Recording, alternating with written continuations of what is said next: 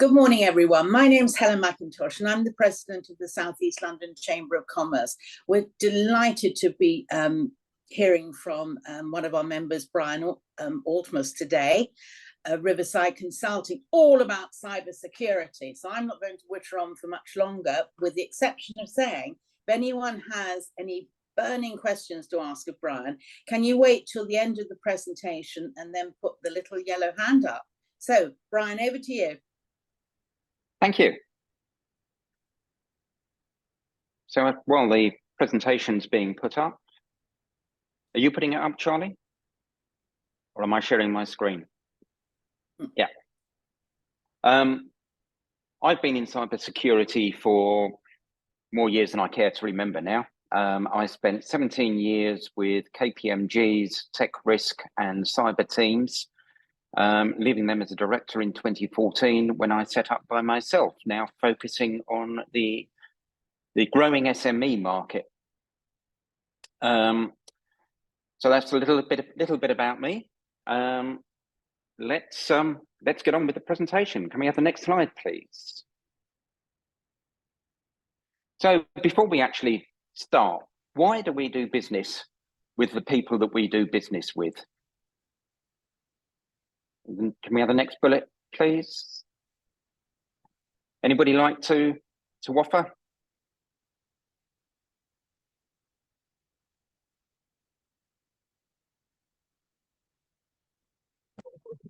Well, let's sum it up. Basically, we do business with people that we know, like, and trust. And what happens, if we can have the next bullet, please? If somebody that we're doing business with, a business partner, a customer, a supplier, a service provider, loses our personal data, or we pay a fake invoice, we lose that trust. And today, we can't just think about our cybersecurity. Are we, as an island, secure? Because the world is so e-connected now, we have to think, can we trust all our business partners not to compromise us? And are we secure enough not to compromise our business partners? And we can term that as digital trust. Can we have the next slide, please? So this is what I'm going to be covering today. We're going to be looking at some of what's been happening in the UK this year. Why, as a small business, you should be worried. A bit about AI, the buzzword of 2023. Thought for the day, go through some case studies that I've been working on over the last year or so, and then how we protect ourselves. And if you're a growing company, you're obviously going to need to do what I'm going to go through today on a bigger scale. So some tools that you can use. I'm in partnership with a company where, for a good price, we can provide some tools to work on, and then we work on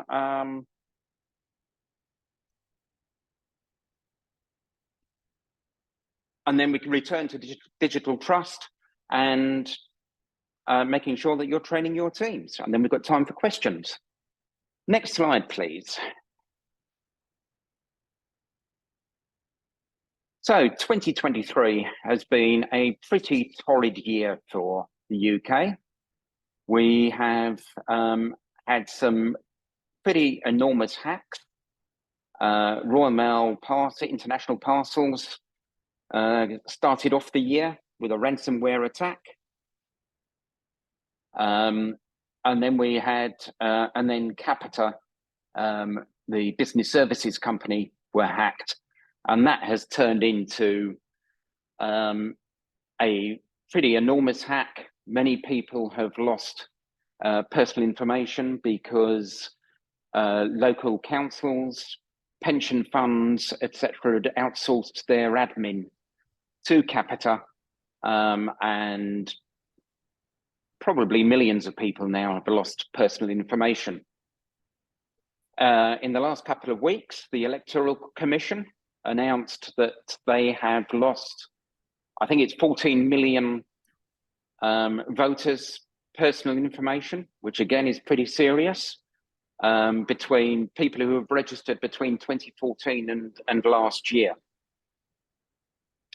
again through a hack.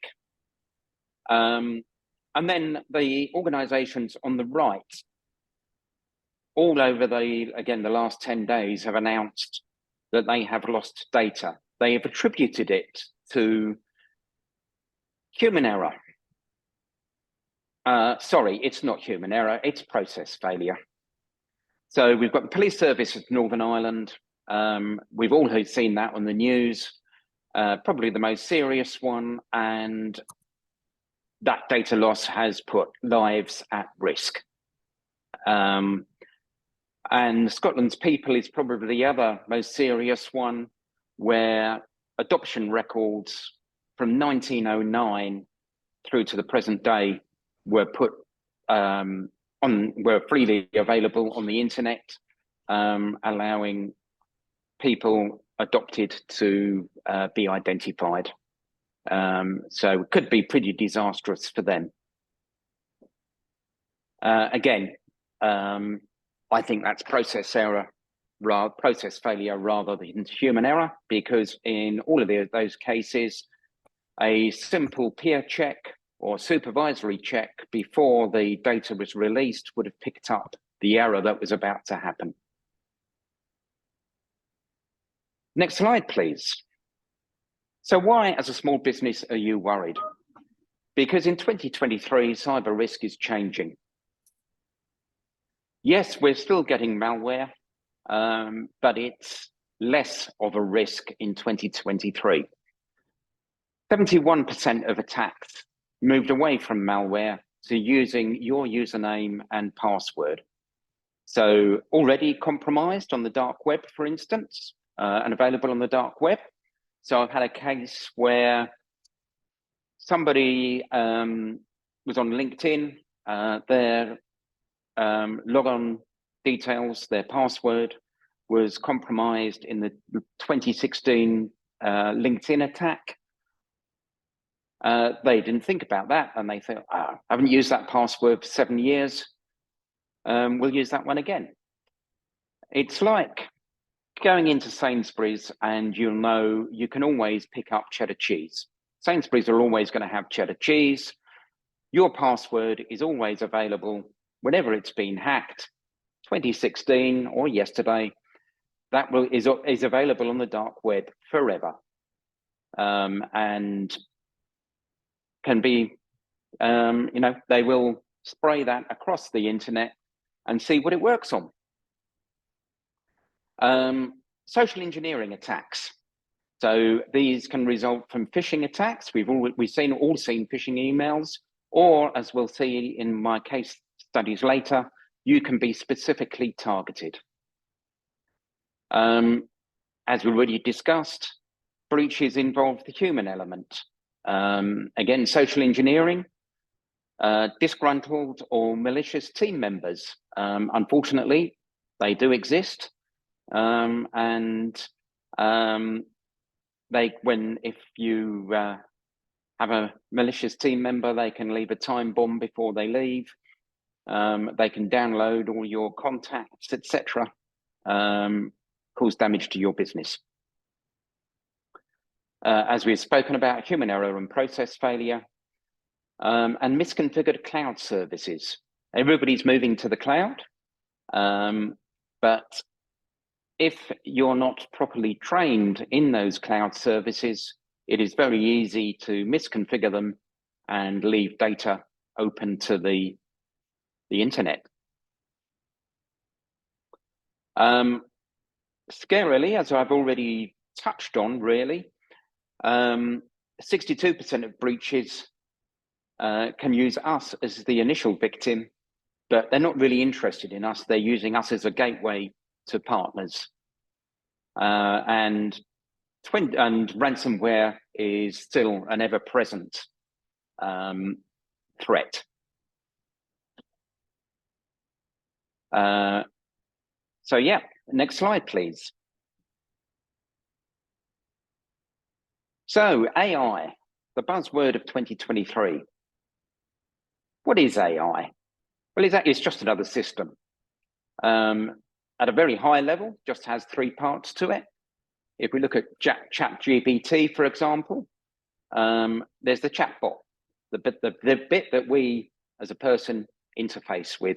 We put a query into the chatbot, that goes to the large language model, and the large language model responds back to the chatbot and the chatbot puts it in a form that we can read. If we then go back and say that wasn't quite what we were looking for, the data goes back to the large language model into the machine learning. And so it learns from our interaction with the model. And what are the risks of this? Well, all data put into AI is stored in the large language model and the machine learning module. So companies have lost commercially sensitive and personally identifiable data. Samsung is probably the biggest victim here. They said to their staff, we're not going to take out a corporate account with OpenAI, but you can use ChatGPT with personal accounts. So in separate incidents, somebody who had taken the board of directors minutes, notes, put those notes into ChatGPT, and it formed very nice minutes for them. But of course, that data was now available in the large language model and the machine learning model. And then separately, coders developing Samsung's products put the corporately sensitive code into ChatGPT to debug it. So now Samsung's code is in the large language model and the machine learning model.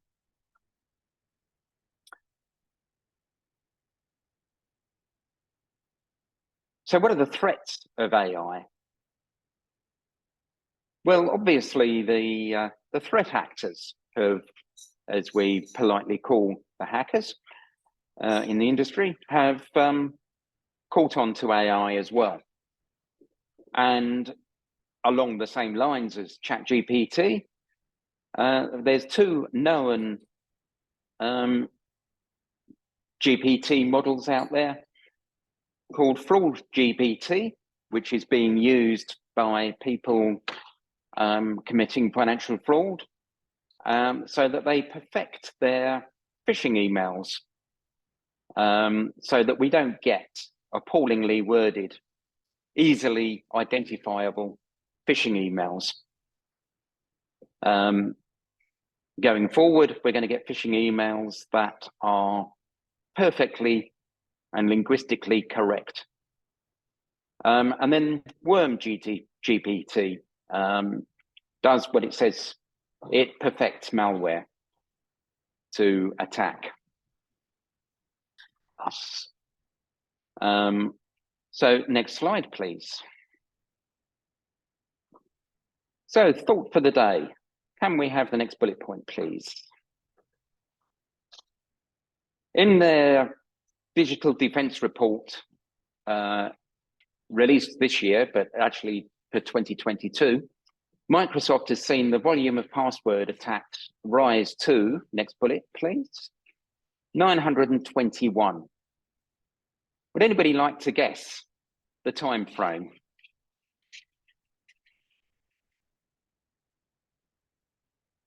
Okay, so 921 every single second. And I think that is pretty scary. Some of those are successful. Microsoft detect a lot of those. And this means that the threat actors are using our passwords, our logon credentials to get into our systems. Next slide, please. So how do hacks happen? We're going to go through some case studies that I've been working on over the last year or so. So the blue boxes are our actions, the red boxes are the threat actors' actions, and the green boxes are customers' actions. Next slide, please. So all phishing emails are crafted in exactly the same way. They're doing something to gain your interest. Once they've gained your interest, they try to create a sense of urgency, and then they issue a call to action. So in this case, this was the CEO of a small financial services company, 20 employees, outsourced accountant. He posted to Facebook that he'd bought a brand new Series 7 BMW. His Facebook was open to the world. Everybody could see his posts. The threat actors are scanning the internet, looking for opportunities, and they spotted one. So they looked him up on LinkedIn and obtained his work email. And they sent him an email entitled, "Love your new BMW." And then in the email, they said, you know, just passed it. Unfortunately, did you know it's dented? This was late. The CEO received this email late on a Thursday night. So he was a bit grumpy anyway. And his interest was raised. So he opened the email. And there was a JPEG file, which is typically a picture file, or it looked like a JPEG file attached. Saw that his car was supposedly dented, and in a fury, clicked on the attachment, which brought up what he now knows was a fake Microsoft login page. He entered his login details, and of course, nothing happened. And he thought, okay, I've been scammed, but I've got away with it. But he hadn't. He'd let the threat actor in, and he sat there, and he learnt about him. And the threat actor learned how he interacted with his team and how he interacted with the outsourced accountant. And of course, because he had the Microsoft login details, he was sitting in the CEO's email account. So he was able to send an email from the CEO to the accountant asking them to set up a new supplier, which the accountant did because the email came from the CEO. They didn't think anything was up.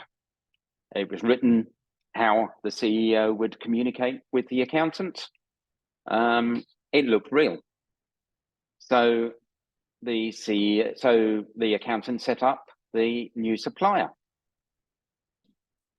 Then when they realized, the threat actor realized the CEO was traveling, they sent another invoice. They sent a fake invoice to the accountant from the CEO and saying that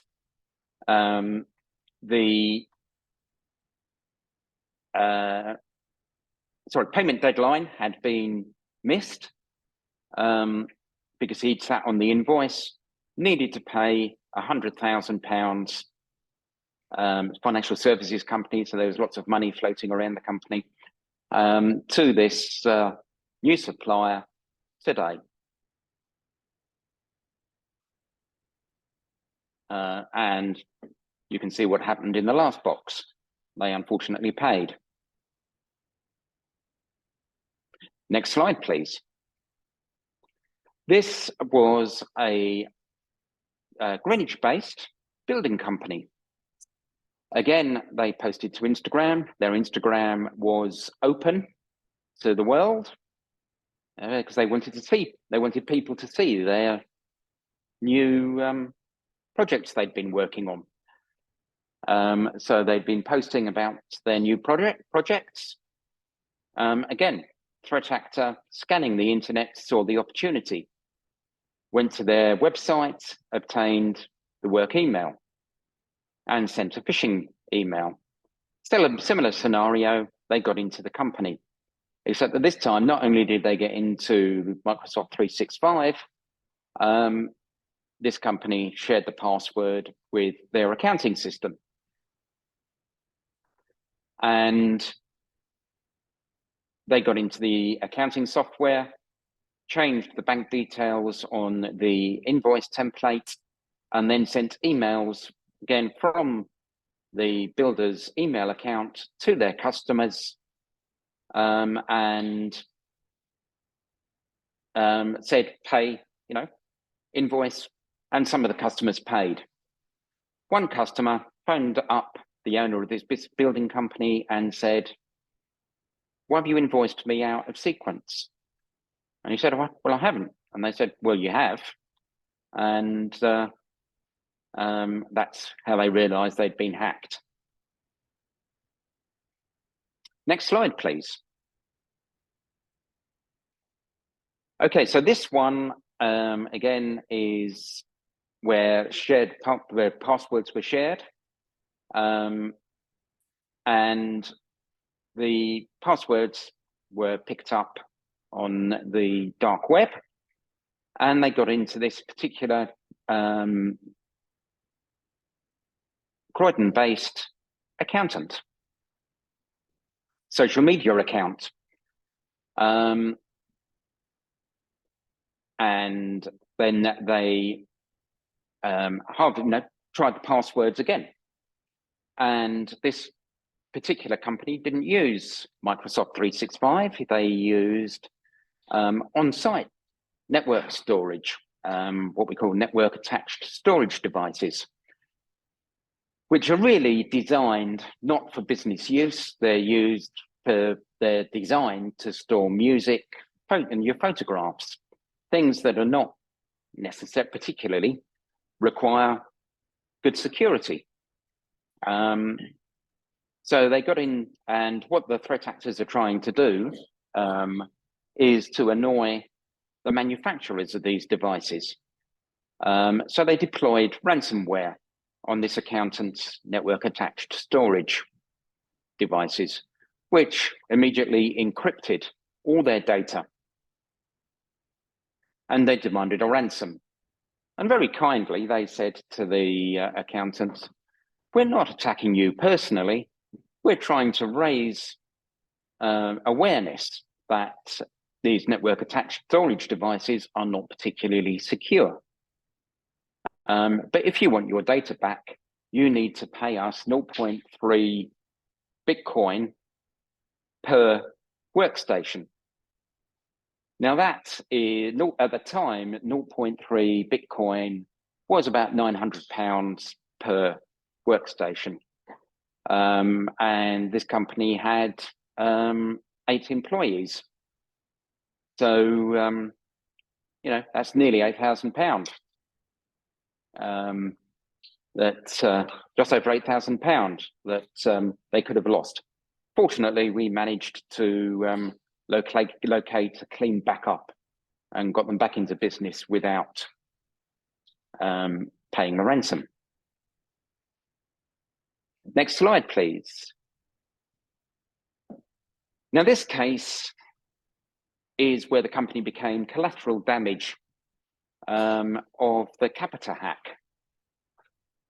So in this case, an employee of my client, which was a training company, it was a 15-employee company, all teachers who provided training to companies and charities. They didn't pay much attention to cybersecurity because they thought, we're a bunch of teachers providing training to charities. We don't need to worry about cybersecurity. So Capita got hacked. One of my clients' employees, partners worked for Capita, and her contact details were in their CRM, which is what got accessed. So they used her contact details, and because her employer cybersecurity wasn't great, her own cybersecurity wasn't great, and they got into her employee email account. And they sent an email to the office manager and the accountant saying, hey guys, got a new bank account. Here's the details. And this company, they didn't have an office. They were all home-based employees. So the email came from her email account. They had no reason, the office manager and the accountant had no reason to disbelieve the email. So they actioned the email, and then on payday, the employee went to them and said, I haven't been paid. They said, yes, you have, to your new bank account. And that's how they found out that she'd been hacked. They'd been hacked. Next slide, please.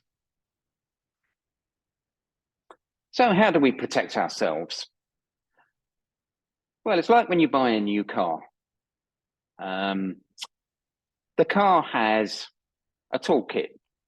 It has an immobilizer, an alarm, self-closing windows, remote locking, etc.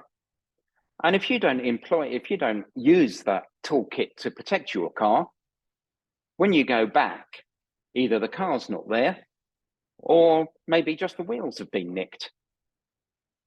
And cybersecurity is exactly the same. If there's a toolkit that's provided to us by all the big tech companies, and if we don't use that toolkit, our data's not going to be there when we want it. Next slide, please. So what should we do? We need unique passwords for every application that we use. So I strongly recommend using a password manager, and that will generate unique, strong passwords for every single account, including social media. If social media is important to your business, secure it. And the password manager integrates with your computers, your Macs if you're on Mac, and your mobile phones, your tablets, every device that you use. So your passwords are always available to you. Then I would also recommend using multi-factor or two-factor authorization. I say on all your critical accounts. Again, I would say on all of your accounts, including social media. And research from Microsoft has shown that just doing these two things make it more difficult for the threat actors to get into your accounts. And it's going to take them longer to get into your accounts. And the longer it takes for them to get into your accounts, the more likely they are to be discovered. And Microsoft say that this, just using these two things, will make 95% of opportunist attackers go elsewhere. Next slide, please. Patch, patch, and patch. The middle Tuesday of every month is known in the IT trade as Patch Tuesday. This is when they release their regular updates to your operating systems. So you'll probably notice that shortly after the middle Tuesday of the month, your mobile phone has multiple updates waiting for you. Make sure you install them. And you'll also notice that on your computers, there's Windows updates, there's Mac OS updates. Make sure you install them. These updates include security updates for vulnerabilities that have been discovered in the last month. Now, if there's a really critical update, a vulnerability, what we call a 0-day vulnerability, because the big tech companies have 0 days to issue an update to protect yourself, to protect us from a vulnerability that's suddenly been discovered, they will issue an urgent update. And this happened with Outlook earlier this year, and the update was issued out of sequence. Make sure you update all the time. Otherwise, your systems and apps are vulnerable to attack. Next slide, please.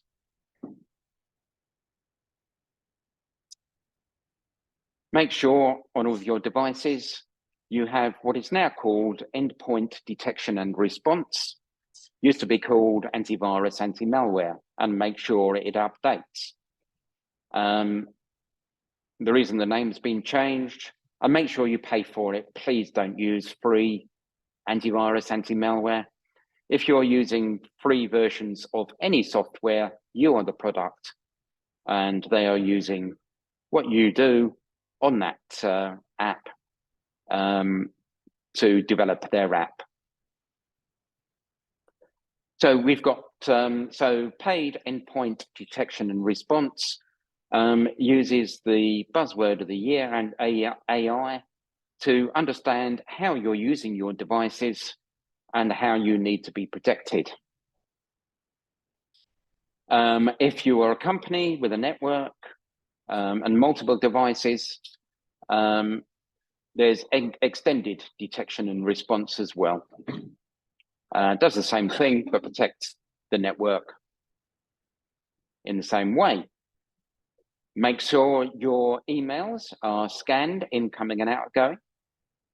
This will pick up if there's any horrible packages or malware in them. And make sure your organization-wide or your PC, Mac firewall is correctly configured. And make sure you've got endpoint detection on your mobile devices as well. Next slide, please. Backup. Make sure you back up your data. I would suggest doing it in multiple places. I would suggest using a paid-for cloud backup service. And the reason I say that is because they have their own cybersecurity. They don't want to introduce risk by backing up your data. So that's an additional monitoring service on your data to pick up any malware. Very few of us need to mirror our data. If you're financial services, you may need to, for example. The problem with mirroring the data is if we've got malware in our primary source of data, as soon as the mirror kicks in, it's going to mirror the malware. And please make sure you test the restore process. Many times I've worked with clients where they haven't done that, and the restore process doesn't work perfectly. Next slide, please. And as I've outlined in our case studies, think about what you post to social media and what you're revealing about yourself and what is going to be useful to the threat actors.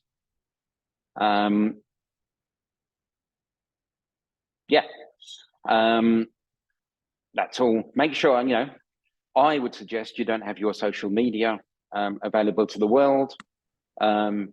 Make sure you've got privacy settings on there. But if you're using it for business, obviously you want it available to the world. So make sure you have good password and multi-factor authorization. If you do receive phishing emails, you can report them to report@phishing.gov.uk. And if you come across a scam or fake website, you can report that to the National Cybersecurity Centre. nsc.gov.uk report a scam website. Next slide, please. So what I've just outlined is really if you are a small business, a micro business, but if you are a multiple seat business, multiple employee business, and you're growing, I have a partnership with this company, J2 Software, and they can help making sure that everything that I've outlined is on all of your devices across your organization. And if you're interested, come and talk to us and we can give you a quote. Next slide, please. So returning to the start of the presentation, our cybersecurity contributes to our digital trust across our digital community. As I said, we can no longer just think as an island that we are cyber secure, but are our suppliers and service providers, are our customers, are our teams suitably trained, are all our e-connected can all our e-connected partners trust our cyber security, and can we trust theirs? Next slide, please. And train your team. Make sure they're ready for peak performance. Thanks very much. Time for questions. Thank you so much, Bryan. Charlie, can you take the screen down, please? Jolly good. Can I see a yellow hand? Feel free to put your cameras back on. Stunned into silence. Well, I thought it absolutely fascinating. And Charlie, we're going to change our social media passwords this morning. Thank you. That really hit home, that one. Because we're using the same one. Come on, Helen, how many times have you spoken to me? I know, it's terrible, but I just heard me issue the instruction, Bryan. Namaste. The only other person I can see at the moment is Steve. Community Links Bromley. Have you got any questions, Steve? No, done such a good job.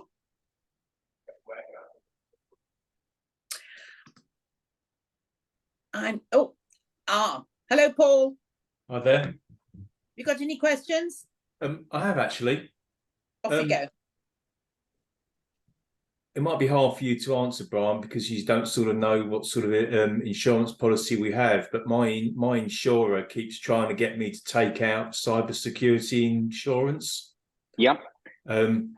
Appreciate that it may compensate us if we do get hacked, but I assume it's not going to help us prevent to be hacked in the first place. Would that be fair?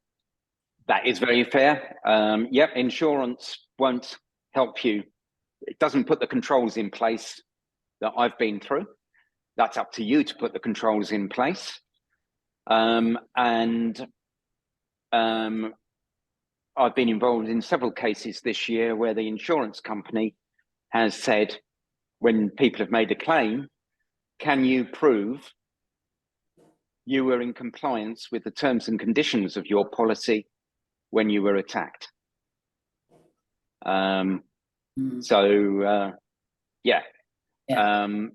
can, yes, it can provide you a cover to recompense you for the time and effort to get you back into business. But it also comes back to your digital trust. Have you lost the trust of your customers through that attack? And your insurance won't recompense you for that. No. For the future loss of business. Okay. And also, as you sort of say, to use perhaps one of the analogies that you used earlier, it's a bit like having your car insurance, but no MOT for the car. The insurer's not going to pay out if you haven't done everything you should have done. Yeah. Absolutely. Yeah. Okay. Thank you. Yeah. You're welcome.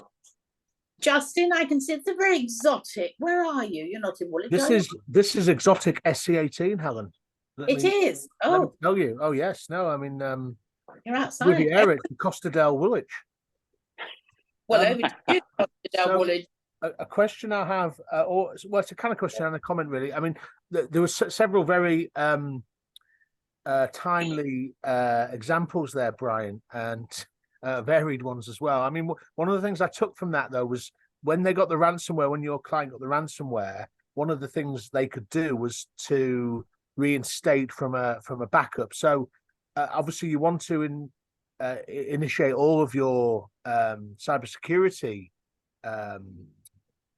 actions, but I mean the one thing that is probably the most important, would you say, is making sure you have, grandfather, father, son backups, that you take backups Absolutely. once a day, once a week, once a month, and then Absolutely. Sorry, go on. Yeah, no, I fully agree. Yeah, make sure you've got multiple generations of backups. And as you say, the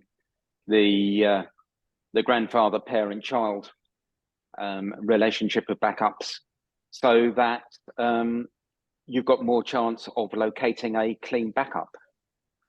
Indeed. And would you say that obviously you may have backed up the malware as well? Would you scan? Would part of your service be to scan before you initiated a backup? You'd want to scan it. I mean, I did suggest that you use a cloud backup service, because they will be scanning your backup for you. But if you're doing your backups yourself, make sure your endpoint or extended detection and response software is protecting your backups as well. No, indeed.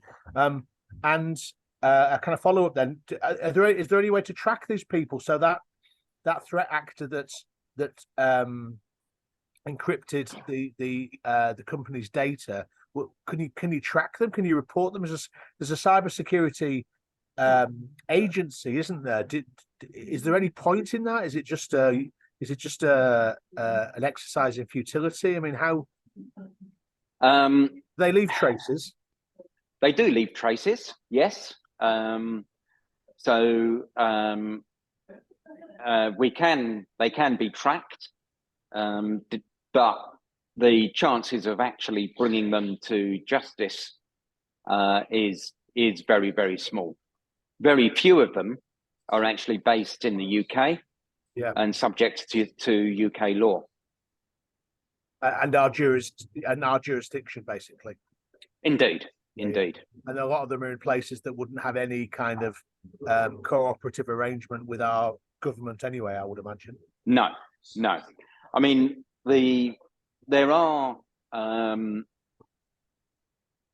increasing number of international police and security services operations which are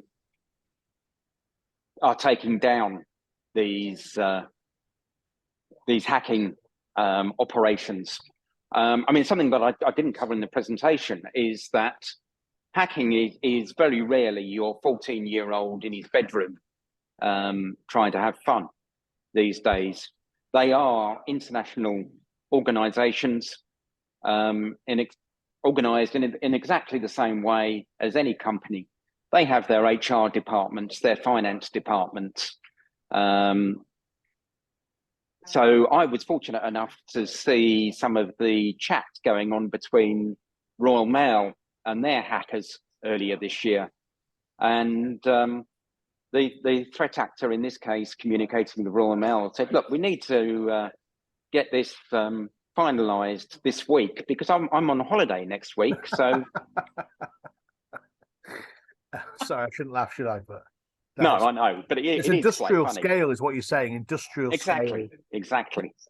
And what's the percentage between people that are doing it for monetary gain and people that are doing it to screw companies up, to bear grudges, or for states to attack other states? are there stats on how it breaks down in terms of the different motivations people have? Yeah, there are stats. I haven't got them to hand, but effectively, there are four or five common nation states who attack.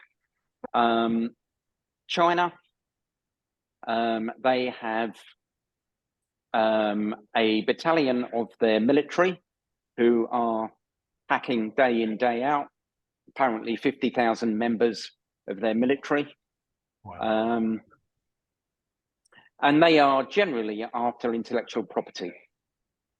So before I left KPMG, I was involved in helping Shell, the oil company, recover from a hack, and they lost gigabytes, probably terabytes, in fact, of intellectual property. And if you looked at the oil markets over the next 3 or 4 years, wherever Shell was bidding, the Chinese were bidding with exactly the same data and undercutting them. Which emphasizes the point that the cost of recovery isn't just getting back into business, it's the future lost business. Yeah. North Korea, a lot of their attacks involve ransomware. They're after foreign currency, effectively, trying to get foreign currency or Bitcoin into North Korea. Iran, destructive, as are a lot of the Russian attacks now for obvious reasons. But Russian attacks are also trying to defeat sanctions and obtain Western technology. And there's been a couple of huge attacks on the technology industry where they're trying to obtain Western technology to defeat sanctions. So they're the main people who do nation state attacks.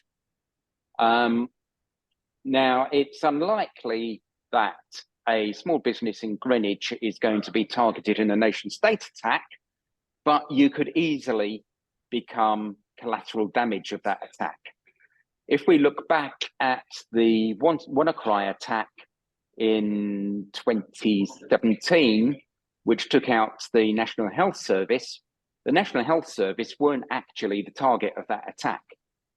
But because they thought our out-of-date Windows, unsupported Windows operating system isn't broken, we don't need to do anything. The thing was, it was broken. And they paid the price. They fell victim to the WannaCry attack. And then a lot of the other attacks are organized crime from Eastern Europe and other places in the world. So there was an attack earlier this year on the International Hotel Group, took out their booking system. That came from Vietnam. Vietnamese couple tried to issue a ransomware attack on International Hotels Group. The ransomware was picked up by the cybersecurity team. While they were dealing with that, they managed to get into the booking system and delete all the bookings for International Hotel Group. So if you turned up at their hotel at North Greenwich during that attack and said, "I've got a booking," they said, "You may well have, sir or madam, but we'll have to go. We're trying to locate your booking at the moment." My goodness, that's frightening. Yes, cheers, Brian. Thank you for that. Talk you. You're Thank welcome. You. That Brian, thank you so much. That's been so interesting this morning. And funnily enough, you should talk about because I was talking about the Greenwich Business Awards, which have just been launched, and we'll be letting everyone who's Greenwich business know about these later. Because the irony is, the award ceremony on Friday, the what is it? Friday in November, Friday the 10th of November, is a Dean Don at IHG at the Peninsula. There you go. Right. So I'm doing that plug, and I'm now going to ask Justin to tell us about next Wednesday morning. Oh, yes. Digital Connect, please, 10 to 11. Tell us all. Yes. So I noticed Charles is on the call as well. So Charles and myself and Brian have so we're running a seminar webinar along similar lines as in cybersecurity, but we're going to take a slightly different tack, or certainly avoid as much overlap as possible. Charles, are you on? Can you give us a brief synopsis of the kind of main thread of our webinar? Yes, good morning all. Yes, so we were going to look at cybersecurity in the cloud era. So a little bit more about how you protect yourself from, well, how you will implement cybersecurity from a device and a network perspective, and certainly looking at cloud applications in an era when everything is mushrooming. So everybody's now spread out. They're working from home. They might be working from an office or a shared workspace, might be working globally.